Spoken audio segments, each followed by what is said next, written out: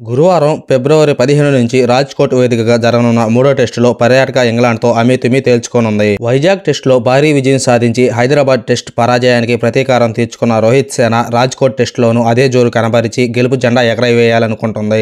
చివరి 3 టెస్టులకు టీంలో స్వల్ప మార్పులు చేసిన బీసీసీఐ శ్రేయస్ అయ్యర్, ఆవేష్ ఖాన్పై వేటు వేసి ఆకాష్ దీప్కు అవకాశం ఇచ్చింది. గాయాలతో రెండో టెస్టుకు దూరమైన రవీంద్ర జడేజా, కేఎల్ రాహుల్ తిరిగి జట్టులోకి రాగా వారు మ్యాచ్ ఫిట్నెస్ సాధించాల్సి ఉంది. అందరూ ఊహించినట్లుగానే ఈ సిరీస్ మొత్తానికి స్టార్ బ్యాటర్ విరాట్ కోహ్లీ దూరమయ్యాడు. వ్యక్తిగత కారణాల వల్ల కోహ్లీ టీం సెలక్షన్ను అందుబాటులోకి రాలేదని, అతని ప్రైవసీని గౌరవిస్తామని బీసీసీఐ ప్రకటించింది.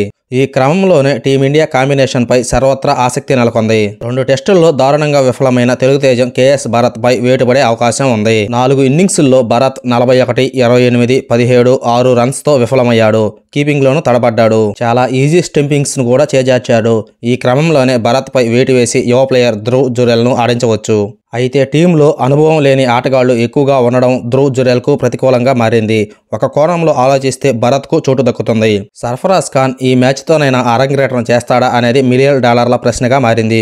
తొలి 2 టెస్టుల్లో విఫలమైన శ్రేయస్ అయ్యర్పై వేటు వేయడంతో సర్ఫరాజ్ ఖాన్కు లైన్ క్లియర్ అయింది. అయితే అతనికి సర్ఫరాజ్ ఖాన్తో పోటీ నెలకొంది. ఒకవేళ KL Rahul fitness test clear చేయకపోతే రజిత్ పాటిదార్తో పాటు సర్ఫరాజ్ ఖాన్ ఇద్దరూ బరిలోకి దిగుతారు. బ్యాటింగ్ విభాగంలో రోహిత్ శర్మ, యశస్వి జైస్వాల్ ఓపెనర్లుగా బరిలోకి దిగనుండగా గిల్ ఫస్ట్ డౌన్లో ఆడనున్నాడు. కేవల ఫామ్తో ఇబ్బంది పడుతున్న రోహిత్ శర్మకు ఈ మ్యాచ్ కీలకం కానుంది. Team India playing 11: Rohit Sharma, Yashasvi Jaiswal, Shubman Gill, KL Rahul, Rajith Patidar లేదా సర్ఫరాజ్ ఖాన్, అక్షర్ పటేల్, కేఎస్ భరత్ లేదా ధ్రువ్ జురెల్, రవీంద్ర జడేజా లేదా కుల్దీప్ యాదవ్, రవిచంద్రన్ అశ్విన్, బుమ్రా, మహమ్మద్ సిరాజ్ లేదా ఆకాష్ దీప్.